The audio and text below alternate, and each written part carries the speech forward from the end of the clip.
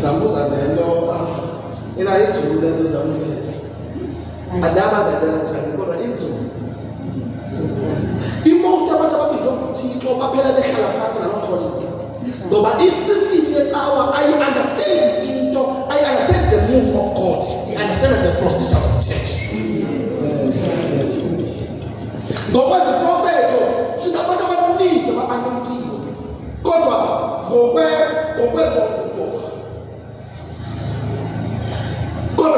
ngokwendlela ufike ecaweni ngeke bazi abo bantu.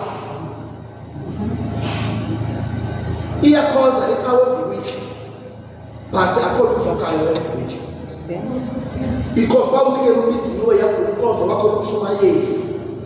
Inkonzo lona iqhibile ngokomqubo yayo. But thina abantu abazawuvusela inqubo kamoya. Xa livuswa icawa ithi this is our territory. Udliwe yinto ithi icawa kuwe. No, inqubo yethu abayithende. Abanye bathebezana nalo mqubo baphela beyoservice committee yavaleka imilomo yabo. Bangena kuqaleni robo bayongena apho uthi abangakhala abantu bekhona. Abanye baphela bengena kwi-structure senkonzo. Yabarecognize ke inkonzo xa bezayisebenzela yona. Yabarecognize at the advantage of their ministry. Balahlekelwa i-ministry yomizwa.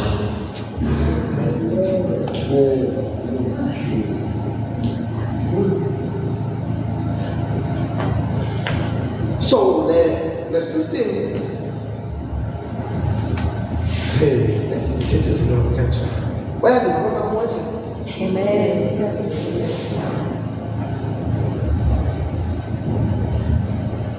Even if we are not, you will not swap. They will show what abantu abazamthetha ukuthatha abashuka eGauteng abashuka eKapa balapha eMthatha abantu besolution yaseMthatha baseMthatha uThixo bagonye eMthatha. Le youth ibibheka eziconferencini, le youth ibigcwatshwa ngabantu wephansi apha, le youth ibibheka kwi-conferences, le youth ibiya ezivuselelo yanikwa pha ngoba benina besekelwa ngabantu babengaphambelanga babesamkela into. But emva kwaloo nto yabasuffocate icawa ngestrategy esihle kakhulu. Ibasuffocate ithetha le nto bafuna uyiva bathi sakhe lebanayo.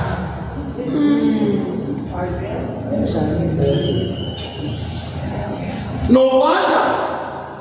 Oh, I tell you is wrong on a country. I can feel it that the message shy side. No wonder phakathi kwenu uyabona ngoba ixesha kwe system ngoba le system ya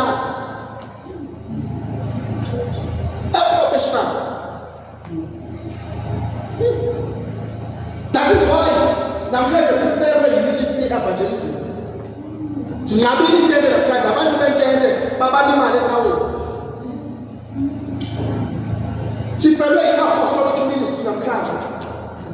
Asinamadoda akwazi ukuthi xa kuqala ukusebenza abizwe with an apostolic